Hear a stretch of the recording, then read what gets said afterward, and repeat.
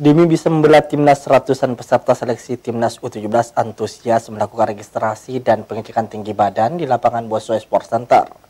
Tak hanya dari kota Makassar, mereka yang datang berasal dari beberapa provinsi di Indonesia. HP, dompet, tas, jaket, simpan di meja sana.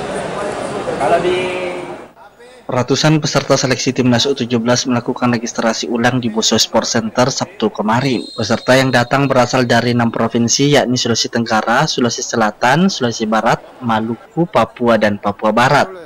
Para peserta juga melakukan penimbangan berat badan dan pengukuran tinggi badan. Mereka yang dinyatakan lolos administrasi dan memenuhi syarat untuk mengikuti seleksi akan langsung diketahui. Pelaksanaan seleksi baru berlangsung pada 30 Juli 2023. Namun agar lebih efektif maka verifikasi berkasnya dilakukan sehari sebelumnya. Salah satu peserta seleksi asal Kabupaten Goa, Muhammad Aditya, mengaku sangat senang bisa lolos persyaratan seleksi administrasi. Ia siap memberikan yang terbaik agar bisa membela Garuda Muda. Sudah bisa lolos di memenuhi persyaratan tadi, tinggi sama berat badan, dan semoga besok bisa menampilkan yang terbaik. Oh ya. Apa-apa saja yang dipersiapkan? Latihan-latihan kemarin sebelum ikut ini atau bagaimana? Iya, latihan tentunya latihan. Dari mana? Dari Goa. Oh, dari Goa. Sebelumnya pernah ikut seleksi? Pernah. Di mana?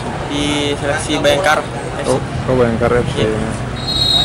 Harapannya nanti bagaimana bisa? Ya, semoga lulus saja.